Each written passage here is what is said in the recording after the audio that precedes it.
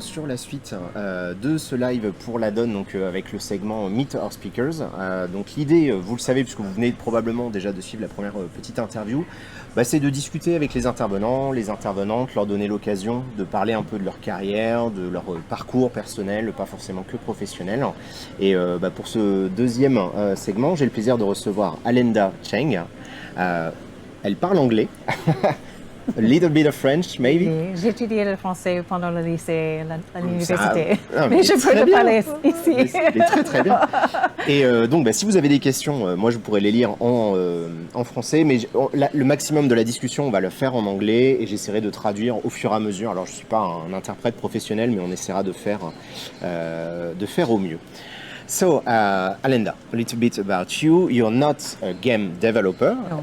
but you are really interested in video games as an academic. Mm-hmm. You wrote a book called The Nature... Playing Nature. Playing in Nature, yeah. Elle a écrit un livre qui est sorti en 2019 qui s'appelle Playing in Nature. Let's start about that. What can you tell about the initial goal with this book? Yeah, so it's really been a passion project. It's called Playing Nature, Ecology in Video Games. And really it's, what I noticed was that in the academy, people were talking about media like film or also literature, books, right? Yeah. But they really weren't talking about games in a very interesting way. And when they were talking about games, they weren't talking about environmental issues or how games have beautiful, very rich, interesting environments and different models of how you should interact with those environments. So I just wrote, I really just felt like I had to write a book about it. And it's an academic book, but I also wrote it for players and I also wrote it for people who make games because I do think that games can be a lot smarter about how they model environments and also how they position players in those environments. Ok, donc elle a commencé, c'est un projet un peu passion, parce que du coup, en tant que chercheuse, elle s'est rendue compte que beaucoup de travaux portaient sur les médias plus traditionnels, le cinéma, la littérature, mais assez peu les jeux vidéo. Et l'angle du jeu vidéo était souvent les environnements du jeu vidéo, mais pas forcément l'environnement au sens écologique du terme. Et donc elle a écrit ça à la fois pour les gens qui jouent, mais aussi pour les gens qui font des jeux. So can it be seen as a guidebook to approach environmental question in video games? I think it's probably still very academic. Yeah, okay. But I think I tried to make my talk today more accessible. I have shorter pieces that are more like manifestos that have more explicit instructions, like games should do this, games should be this, right? It's maybe more helpful for people who are actually making games. But and maybe that's question. People making games and play games are becoming more and more aware as we go in front of an ecological crisis. Yeah, I think that's part of I think it's impossible to be a person today and not realize that the environment is in crisis. Yes, and then sadly. You can still have a passion for making media, but then how do you make those two parts fit, right? Or how do you have them speak to each other? So that's what I'm interested in. Okay. Yeah. Because as a player, there's a lot of guilt, like now we are using bandwidth, and lights and cameras and a lot of technology, and we are talking about ecology. So there's always, like a paradox in everything. Oh yeah, I always feel this, and I talk to a lot of audiences, and sometimes they say, what should we do? Does that mean we have to stop doing what we do, stop playing? Or does it mean I have... roads. do I have to throw my computer or the PlayStation into the river? Oui. No. Ok, on n'a pas besoin de jeter nos ordinateurs, c'est une bonne chose. So no, I think actually what we just need to do is to be smarter and to be more thoughtful and to make media that not every game has to be an environmentalist game. I don't think that's true, but we can make games that are more interesting and more thoughtful, and also try to pay attention to things like energy use and production What would make a game more environmental? Well, the word you said. Yeah. That's like, like using low tech or maybe speaking about environmental questions in the game? Yeah, that's a good question. I guess in French, is it environmental or ecological? Uh, je, there may be a difference, but I'm not academic myself. Environnement, écologie, on dit les deux. Yeah. I think you can approach it from multiple angles, and I'll talk about that later. But one of them is through game content, right? You can make games that make people feel a certain way about environments in the game that may translate to the world outside of the game, if you're lucky, right? It's not direct. It's not like a needle. Yeah. I poke you with it and you become, an activist. Right? But maybe your thoughts, you might change your point of view a little bit. That's the point, I think. So there's a lot you can do on that side, but then also on the production side, I think, like you said, low tech is one way to think about, does this game really need to be in 4K, HD? Can it be 8-bit? Can it be, more using lower quality and it's still fine, right? Does it need to be streamed at HD quality? Maybe not. Yeah. And what would be, like your favorite games that also meet some of these criteria? Do you have some in mind? Je me demande si elle a des jeux qui touchent justement à ces questions environnementales selon elle. Yeah, I think I have games that I love in many different genres. Sometimes people think it can only be one kind of genre, like educational games or serious games. Yeah. But I think a lot of those games miss the mark because they're trying too hard. And sometimes they're very boring, right? It's about like a little bit on the nose. Yeah, exactly. Like turn the lights off. Yeah. You get a badge, right? That Take kind a of shower. thing. Yeah, exactly. Not too bad.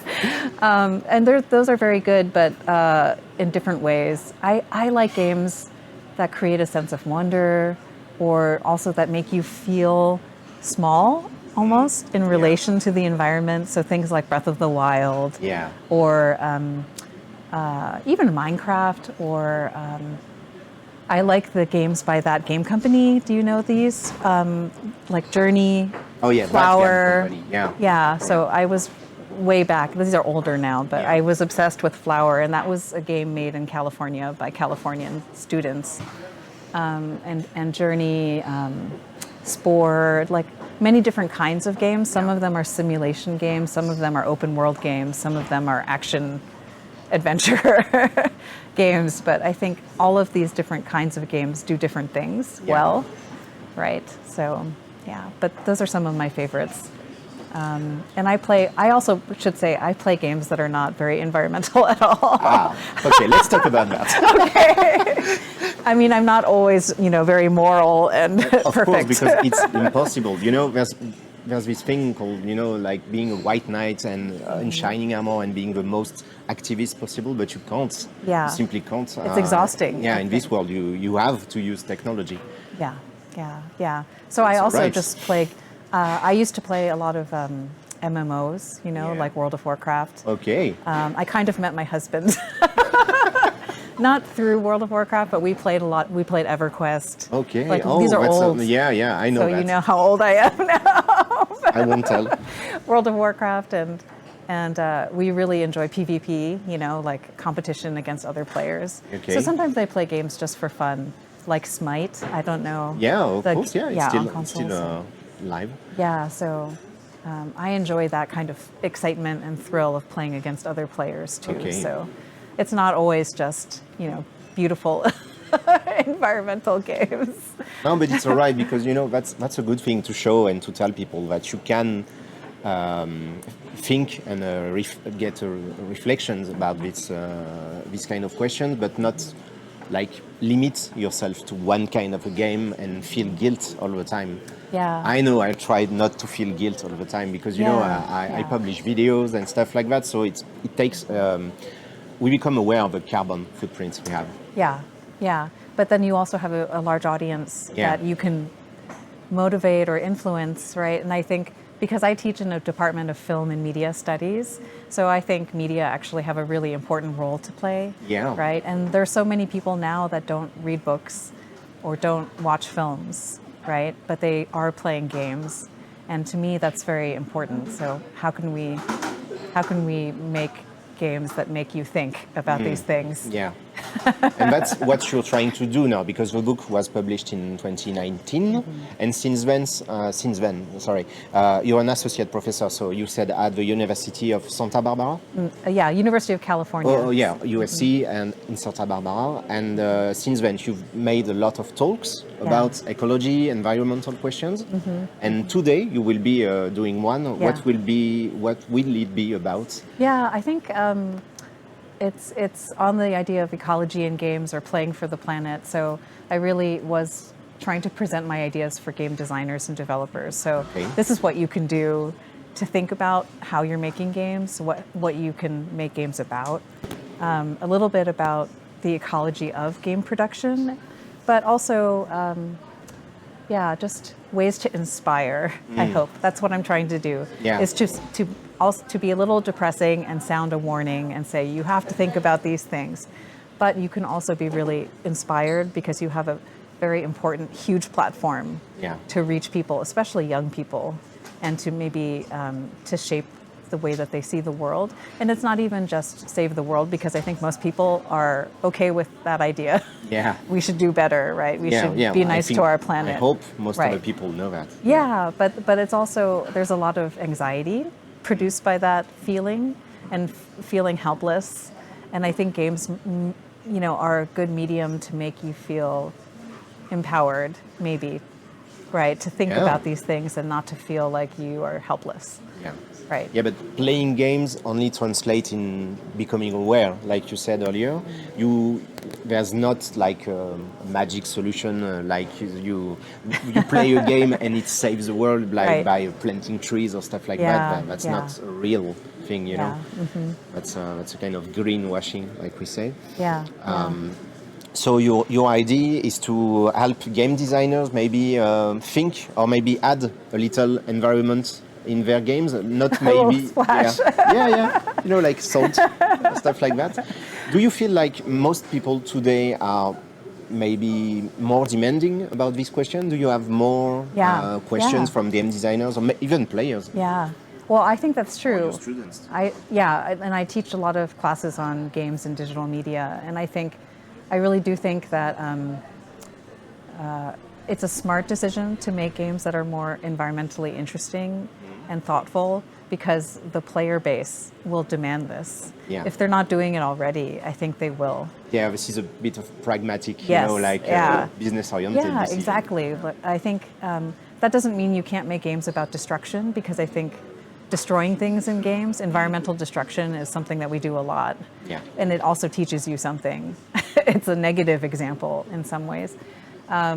But I think players are smart enough, and they're also passionate enough about these issues that they will start to ask these questions and want that in their media of choice, right? But I also think that game designers and developers have these interests and these moral values that they also probably want to see in their work, right? If it's not there already. How can I express those values in my work and not just outside of my work by going to a rally or, driving a Prius or something. So I have a question for you.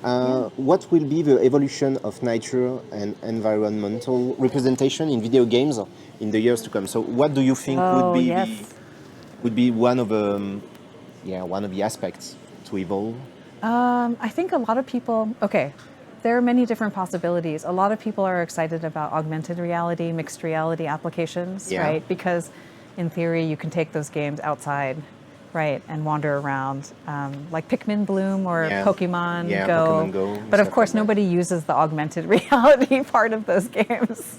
But something that's more subtle, I think, that there's still room there to create more sophisticated things that can mingle real life and game world. And I don't see that yet. Some people are also really excited about virtual reality. I'm not sure how I feel about that, because virtual reality takes you away from your immediate, space. And it's also not very multiplayer friendly yet. They're working on it, right? But I'm not sure that's the best. I think there are many things that also, you know, graphics are getting so much better now that we have to start to think. Things are getting more and more realistic, but is that necessarily the best path? I don't know, right? In some ways, maybe that's very impactful and exciting because you feel very moved by the reality of those environments. But I also think we should explore other avenues that aren't just about graphics, right? It could be sound design, it could be multiplayer, like social gaming that is also environmental, right? That is about collective action or, yeah. So I just think there's many different possibilities. Et je me rends compte que j'ai pas beaucoup traduit en français. Je sais pas si sur le chat vous arrivez à suivre. Oh Aidez-nous. yeah, je suis désolée. Non, non, c'est moi. It's hard, you know, to switch your brain to one language to another. Ça passe. Yeah, you speak English. Okay, nice chat. Thanks. So yeah, you feel that maybe games could have like a more social aspect. That's something interesting to imagine. Like, do you feel like you could maybe put in games like social or ecological action, maybe, and make that, you know, like when you try to gamify life, do you feel that would have some impacts? Yeah, I think actually I just gave a talk maybe last month to a group of sort of scientists and also academics in Finland, and it was the gamification group. Yeah. So they're very interested in gamification, and a lot of the people that I work with were very suspicious of gamification. Oh, yeah. Well, it can be because it's a little bit like using the magic and the power of games to make things like, I don't know, you know, workplace training. Yeah, of course, it can be exciting. a double-edged sword, of course. Yeah, exactly. But the ways they were thinking about it were really exciting, I think. And there were things like forest scientists at this conference, and they were thinking about how can we take people on forest walks, but also have them be motivated by some game-like mechanics, right? Yeah. So, I don't know. I think trying to collect a lot of leaves, or maybe, I don't know. Yeah, friendly competition. Yeah. Or I once mentored a group of master's students in environmental science, and they wanted to use games to teach young people about their environment, but they didn't want to do a computer game. Yeah. So I ended up coaching them, and they came up with the idea of an outdoor escape room. Okay. Right? Isn't that weird? Yeah, okay. But I thought that's brilliant, right? They started a company. I don't know. I don't think they continued with it, but the idea of taking escape room mechanics but doing it out of doors, I thought was really using like interesting. The natural environment. Yeah, exactly. Yeah. Okay. Yeah. So they created artificial boundaries by sheets. Yeah. Because they did it in gardens and museum, parks, that kind of stuff. But you could use caves and other kinds of features. I think that's an interesting idea. So there's still, one of the things about academics and research about video game, it's that most of the time, not many players know about it. So, because it's not very accessible, easy to read, because you need a lot of knowledge. Do you know maybe some books or, I don't know, games or references or talks you could tell people to watch or read if they want to know more before, going to read your book? Or... Oh, yeah, definitely. Well, I think actually there are more and more books coming out now from academic authors that are more accessible. And well, like yours. Oh, I'm not an academic. That's nice, but I'm not academic. But I'm actually on the board of some of these presses. But there are series now about influential game designers. So there's one, and all the ones they start with are the very obvious ones, like Miyamoto, right? Yeah. Or there are also other series about influential series. So you can find things about, or games, like individual game titles, like, what is the one? It might be Half-Life or Quake, right? So those kind of older games, like histories. And there's one coming out about Assassin's Creed. And so it gives you a little bit of academic flavor, but it's still largely about the game or about the designer, right? There's a new book that just came out that I think all game designers should read, and it's called Digital Games After Climate Change. It's by Benjamin Abraham, and it's it's a little bit depressing. Yeah, of course, but it has to. Right, but it's by somebody who's a consultant now to the game industry, so who's also available to kind of help. But it's largely about how can you make game production more sustainable, and thinking about like where you get your energy from, right? Like greening the grid, the electrical grid, and also thinking about the elements that go into hardware and stuff like that. So it's not all depressing. I think it's also about like the steps we can take. People are saying taking notes, so thank you. Good. Yeah, it's all right. This will be in my slides too a little. So. Yeah, of course. Your talk will be recorded, but not it will not be streamed. It will not be live streamed. So people will people will be able to see it in a few weeks. I think maybe a month. I won't make. I don't want to put pressure. Tomorrow. So, and in this talk, like you said, you want to try to have a more maybe direct approach and easy stuff to remember for game developers. Yeah, and I'm happy to make my slides available too, if that's something the conference organizers want to share.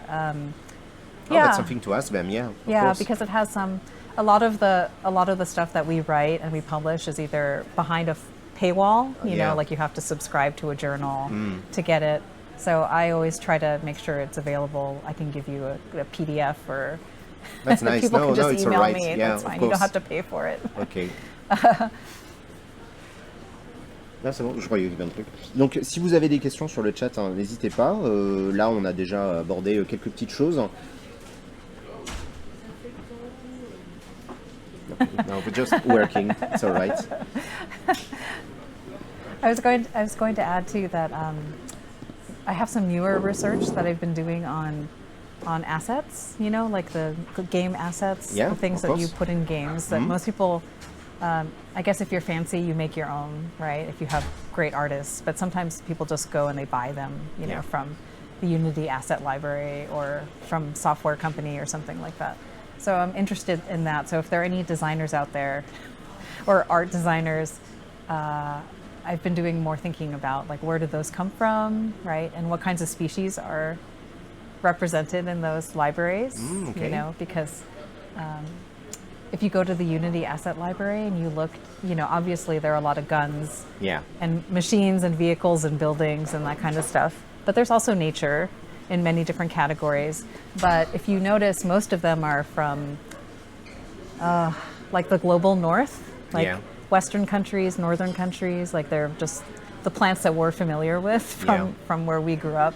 But there are not as many from like tropical, subtropical climates. And so I like to show that to my students to say, well, how can we make even just these basic building blocks that people use to create worlds? How can we make them available?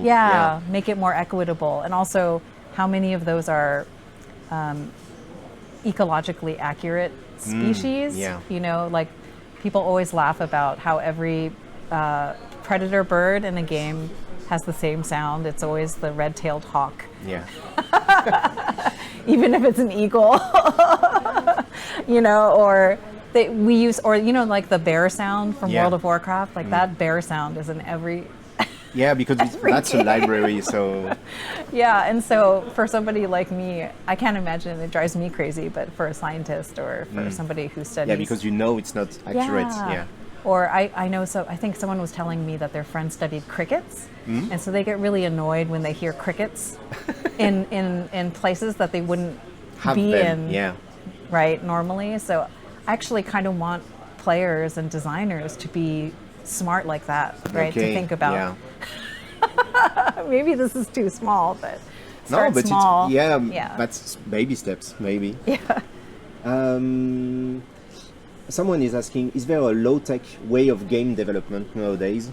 It's not maybe that much popular, but I know some studios are trying to Oh, yeah. to advocate for low-tech games. Yeah, I'm pointing to that. I think it might be a board game, right? Yeah. That's low tech. Elle montre parce qu'il y a des jeux de I know, we société should point juste out, à côté. Yeah, like this. Right? Oh, it's Les Aventuriers du Rail. Yeah, I don't know the name in English, but it's a ticket Ticket ride. to Ride, Yeah, yes. ticket Yeah, ride yeah, from the yeah. Beatles. Yeah. Yeah, well, that's obviously analog, right? But I think Yeah. analog gaming is very interesting, right? To use. Isn't it like a bit of paradox because at the beginning of the new digital era, we thought that making virtual things had be less better. Yeah. of an impact, but in the end, making stuff on the internet and making stuff available to download and to stream may have more impactful carbon footprints. That's actually a really good question because I've tried to research this, and there are scientists that have been doing this work to study energy use and distribution, like what is the cost of production, distribution, everything. Yeah, because there's so many stuff to take in factors, And in general, digital downloads are better than physical distribution of hard copies, right? Okay. When you're downloading to your computer and then playing locally, or even online play where the files are stored on your computer. But then when you get into cloud gaming, it gets much more complicated. I'll talk a little bit about this, but it turns out the answer is it depends. Yeah. Right? So it actually depends on what kind of game you're playing, how long you're playing it, what time of day you're playing it. Oh, okay. Where you're playing it. Well, obviously, where do you get your electricity, right? But is it on a wired connection or a Wi-Fi connection? So it gets very complicated, right? So how up to date is your hardware, your software? And so when you talk about efficiencies, you have to figure out all of those things. But in general, a computer, like, the PCs that we make to play games, they take way more energy than regular computers, right? Somebody, a scientist compared it to 3 refrigerators, I think. Okay, wow. Energy Star refrigerator, Yeah. so, the energy efficient refrigerators, right? So that's a lot. Consoles are usually better than computers in terms of energy use, but it depends on the console, right? The PlayStation 4 was a lot better than the PlayStation 3, but now the PlayStation 5 is a bit worse. Okay. I don't know, it may not be... We're talking about energy consumption, not the energy made to not produce. Not the hardware, but energy use. So, but it turns out that it matters, because if you're using Wi-Fi and you're hitting your router and then, repeater stations, like how far are you from the main transmitter? All of those things, matter. Yeah, of course. Yeah. And so, and we take it for granted. We're very lucky, but there's so many people in the world that don't even have access to reliable electricity. So I just think part of what I do is think about these. It's unfair a little bit, right? Yeah. So. Okay. So there's another question. Does Alenda recommend game titles that let experience ecology, ecosystem interactions in a way she thinks improve awareness? Do you recommend games? She talked a bit about that earlier, like you talked about Zelda. I'm not sure to get the question. Just more inspiration from games, I think. Yeah. I get inspiration from both good examples and bad examples. The bad ones make me really angry. What's a bad one? Like a very bad one. Oh, you can name names. No, none of you, of course. But I wrote an artitle about farm games. Yeah. Or agriculture games, like right? Farming Simulator. Like Farmville. Farming Simulator was not a bad one. Well, it's very realistic, so you can drive the combine, but it very slowly. Yeah.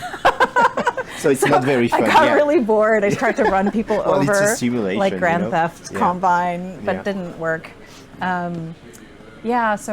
But Farmville is probably the one that people know from Facebook. Yeah. I don't know if you had it here. Yeah, of course. Farmville. Yeah. Yeah, but people don't realize when social media was starting, like Zynga, Facebook, and in the Chinese side, QQ, their biggest apps, the ones that made them the most popular, were farm games. Yeah. So for Facebook, it was Farmville, and for QQ, it was Happy Farm. which had over 200 million players, I think. Okay, wow. Yeah, and so talk about, literally millions of people were checking their accounts every 2 to 6 hours to harvest their crops, right? Or to annoy their friends with requests, right? And what kind of information were we communicating with it? We were communicating that if your plants die, you can use your credit card and unwither them. Yeah. You can make them come magically back to life. Oh yeah, of course. The magic of money. Right, exactly. It was all about buying things and decorating your farm. It also was about harvesting animals for like bacon, cheese, whatever, milk, without harming them. So the pigs were still alive when you harvested bacon. Yeah, most games usually take, for granted the energy source. There's not much game that thrive on, limited energy. Yeah, that's a huge difference, right? Yeah. Even just that one because thing. Because it's infinite, but in the real world, it's not infinite. Right, and obviously it's different if you have a persistent virtual world like World of Warcraft. Obviously, if you mine something, it has to come back for another player that's coming along later, or an herb or flower. But even just thinking about, can I make the resources limited? That's a huge design decision that may make the game more interesting, but is also more reflective of real life, right? And that can be depressing in a way. That is, but that's, like games like Warcraft 3, those the MOBAs, in some ways that is more realistic, right? Limited resources, competition over resources, right? I've played a game recently that take, the usual survival on a strange planet kind of game, but instead you have to terraform it. So you're trying to create oxygen, to limit, to find energy, to make it green, like you're on Mars or something like that, and you try to create how do welcoming environment for humans.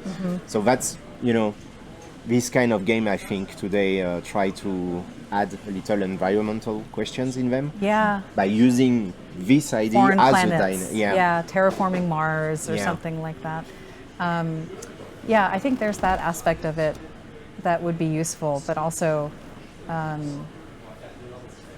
what if you're stuck on this planet and there is no planet B? Yeah, that's our How do you, situation. That's our situation. There's no planet B. Yeah, exactly. Was that No Man's Sky or something else? No, it's called Planet Crafter. Yeah. I'll have to look at that. It's an early access. It was recently released, and maybe I give you the name right after. I have another question. Is the gaming industry mostly focusing on the carbon impacts and global warming, or do you think the industry is also becoming more aware on other ecological dimensions, like relation to the wild, to the nature, artificialization of the ground? Oh yeah. This one. Because usually when we talk about ecology, we really speak about global warming, but we can take, other parts of the problem. Yeah. Yeah, definitely. Don't worry, long questions are good. I saw a sad face. Yeah. We're academics, so I'm an academic. We always do long questions. Yeah, of course. So actually the way that I structured my book is I stole a lot of words from scientists, so they're probably mad at me right now. But I was raised by scientists, or at least people who were trained as scientists, right? So, and I used to study science in college. So I have that kind of brain where I just like both. I think they're interesting. And I actually try to say in the book that game players and designers are a lot like scientists.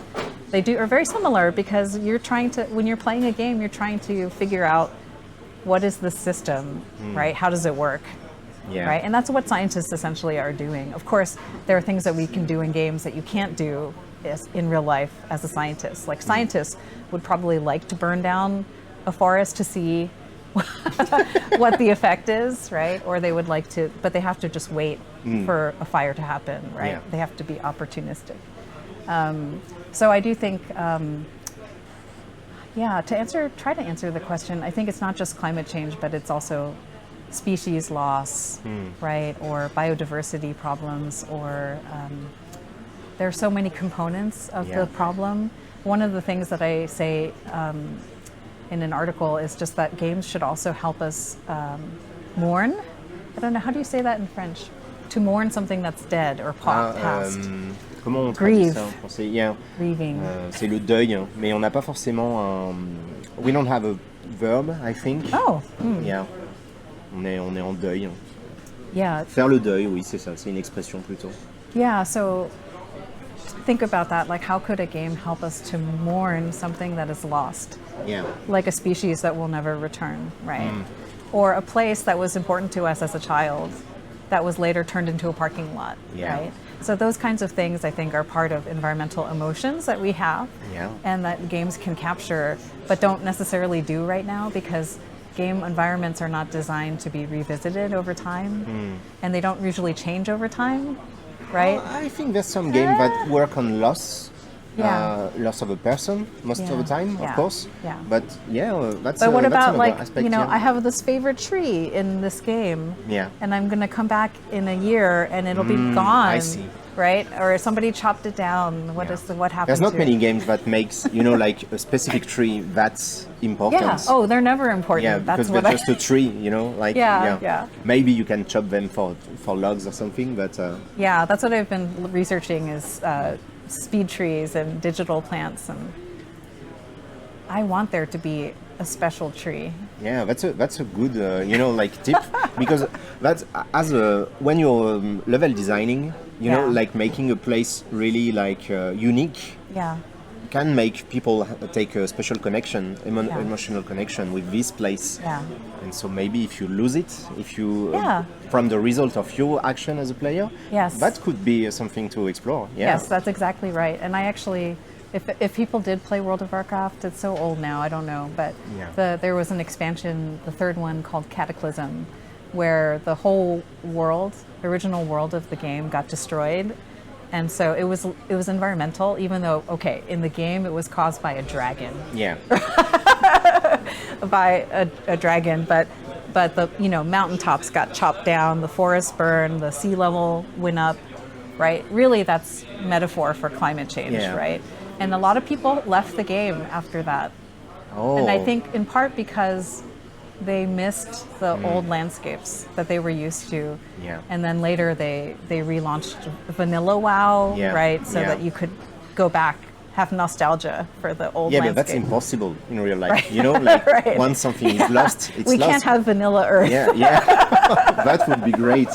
But that's something to explore, right? Yeah. There's another question, and I think maybe it will be the last because we are nearly out of time. Okay. Would it be interesting to propose more food diversity in games?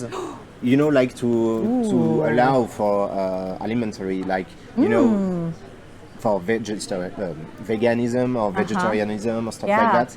Why not vegan mode? Yeah, in a like vegan Minecraft? mode in games. No eating rotten flesh, any flesh. Yeah, but it can be something. There's a few games that makes that as a joke, you know, like yeah, like I remember a French game called Dead Cell, where you can, you know, grab a cake to get back your life, but yeah. you could choose to be a vegan, so you could get carrots or greens or stuff like see? that. But it's hard maybe to include that in a game system. Yeah. But that could be something because there's a lot of awareness to gain from eating less Right.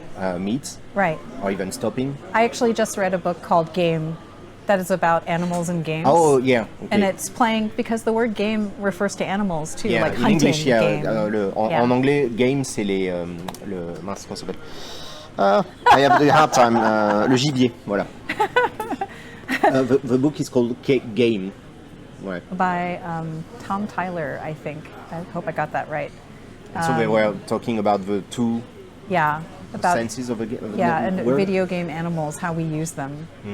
Right. Sometimes, well, a lot of the time it's as pets, right? Because that's Yeah. what we also do in real life, but also as flesh, as meat. Yeah. Right.